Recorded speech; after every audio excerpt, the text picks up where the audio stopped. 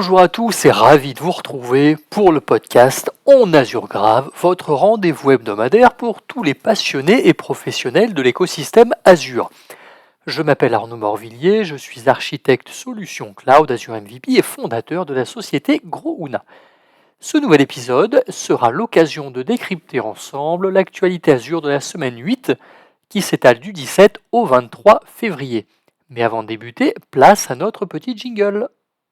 Bienvenue sur le podcast On Azure Grave dans lequel nous décryptons l'actualité du cloud Microsoft Azure semaine par semaine. Pour ne rien rater de nos épisodes, n'oubliez pas de vous abonner. Alors, au sommaire de cet épisode, nous débuterons évidemment les articles de la semaine, Nous continuerons avec les annonces en GA et nous terminerons avec les annonces en preview. Petit rappel habituel, tout ce que nous allons aborder aujourd'hui est disponible sur les différentes plateformes de Microsoft sans exception.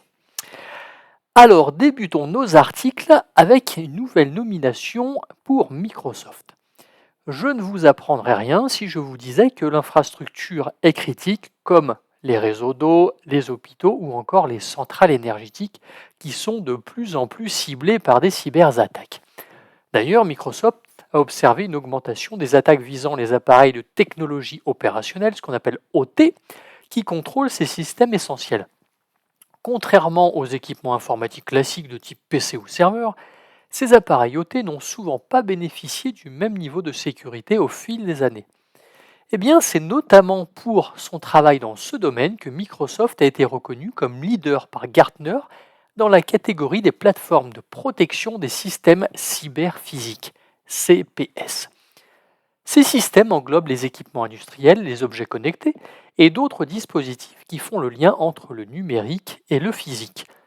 L'idée clé de Microsoft est d'unifier la protection des équipements informatiques classiques, comme les ordinateurs ou les serveurs, avec celle des équipements industriels et IoT qui étaient historiquement gérés séparément. Cette approche permet de mieux détecter et de bloquer les menaces. Parmi les solutions proposées, Microsoft Defender for IoT joue un rôle central. Il permet en effet d'identifier automatiquement les appareils connectés au réseau d'une entreprise, de détecter les vulnérabilités présentes sur ces équipements, ou encore de surveiller en temps réel les tentatives d'intrusion et d'y répondre rapidement. Par exemple, si un cybercriminel tente d'exploiter une faille sur un capteur IoT dans une usine, Defender for IoT peut détecter l'activité suspecte et déclencher une alerte pour que les équipes de sécurité interviennent avant qu'un incident grave ne se produise. En outre, l'un des défis actuels pour les entreprises est la complexité des outils de cybersécurité. Microsoft mise sur une plateforme de sécurité unifiée qui regroupe plusieurs solutions, dont Microsoft Sentinel qui centralise les alertes de sécurité, ou encore Microsoft Defender XDR, dont nous avons déjà parlé, qui analyse et corrige les menaces sur l'ensemble des équipements. On parle ici d'ordinateurs, de serveurs, IoT et même d'équipements OT que nous avons abordés en début d'épisode. Cette approche permet aux équipes de cybersécurité de travailler plus efficacement en ayant une vision globale des menaces au lieu de jongler entre plusieurs outils dispersés.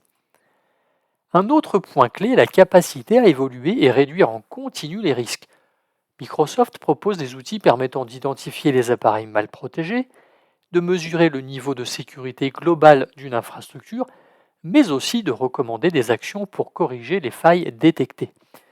Bref, tout cela pour dire que Microsoft accroche donc une nouvelle médaille à son armoire à trophées. Restons dans le domaine de la sécurité car les cyberattaques représentent aujourd'hui un défi majeur pour les entreprises et organisations du monde entier. Les pertes financières liées aux activités malveillantes ne cessent d'augmenter, atteignant des niveaux astronomiques. À titre de comparaison, si on regroupait ces pertes, elles constitueraient la troisième économie mondiale après la Chine. Face à cette menace, il est essentiel de bien se préparer en mettant en place des stratégies de défense solides, notamment à travers un plan de réponse aux incidents. Ce plan repose sur deux approches complémentaires. Une approche proactive, pour identifier les failles et les menaces avant qu'une attaque ne provienne, et une approche réactive pour répondre efficacement lorsqu'une attaque est détectée pour en limiter les impacts. Voici un exemple d'une cyberattaque détectée en pleine évaluation de sécurité. En effet, une organisation à but non lucratif faisait réaliser une évaluation proactive de sa sécurité par les experts en réponse aux incidents de Microsoft. Initialement, rien d'alarmant n'avait été trouvé, mais l'investigation a permis de détecter des signaux faibles laissant penser à une intrusion. Peu après, des comportements suspects ont confirmé la présence d'un acteur malveillant, Storm 2077, un groupe lié à l'État chinois spécialisé dans le vol de données via des accès frauduleux. L'attaque a rapidement évolué, les assaillants ont créé un compte administrateur, désactivé les comptes légitimes et tenté de prendre le contrôle total du système. Heureusement, grâce à la surveillance continue, l'équipe de sécurité a pu réagir immédiatement, bloquer l'attaquant et restaurer l'accès sécurisé. Cet exemple illustre bien l'intérêt d'une surveillance proactive couplée à une réponse rapide en cas de menace avérée.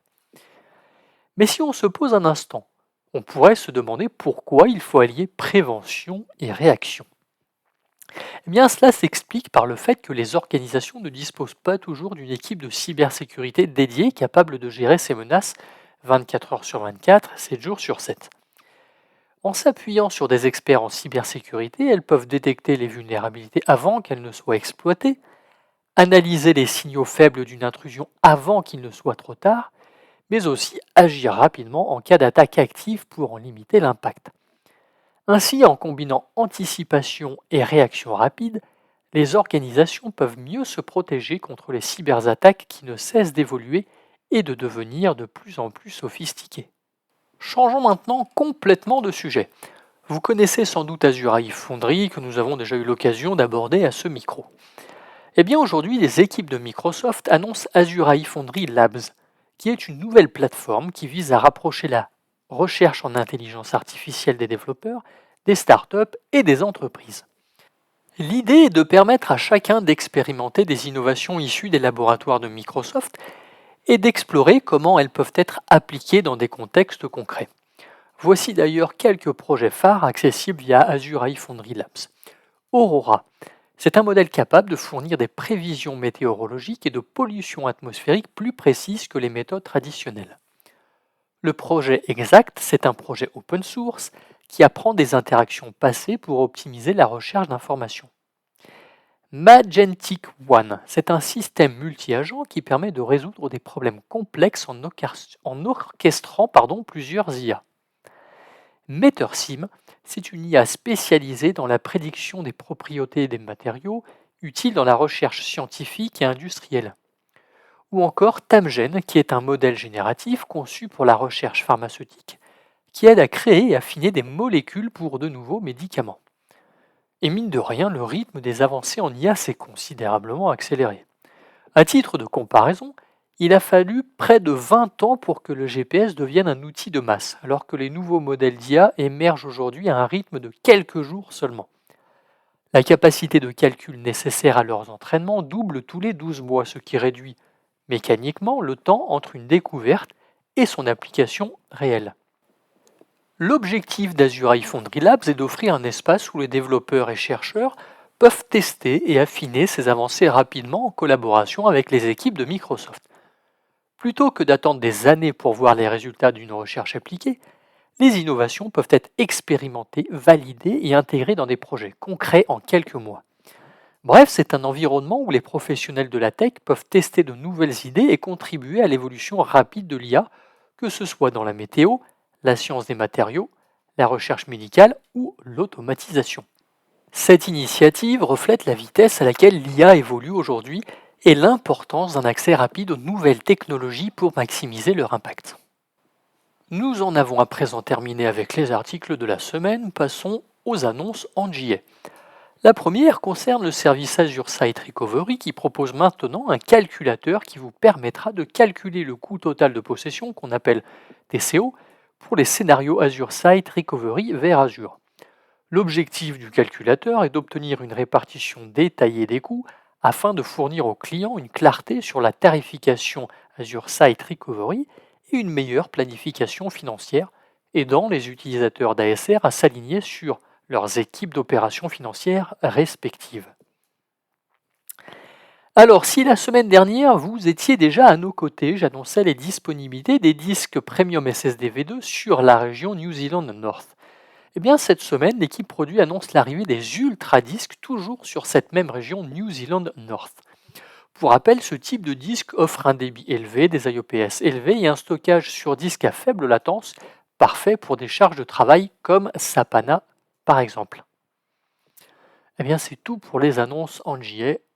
Nous allons enchaîner avec les deux petites annonces en preview. La première concerne Azure Managed Prometheus qui permet maintenant de collecter des métriques depuis le service Azure Container Storage. Et du coup, vous pourrez afficher mais aussi interroger ces métriques directement depuis Azure Managed Grafana. Et enfin, la seconde annonce concerne Azure Migrate qui prend désormais en charge les disques Premium SSD V2. Ainsi, lors de vos phases de migration, vous pourrez créer directement ces disques qui offrent davantage de performance que les disques standards SSD. Et bien voilà, c'est terminé pour aujourd'hui. Merci d'avoir pris le temps de nous écouter. Pour ma part, je vous souhaite une excellente journée et vous dis à la semaine prochaine.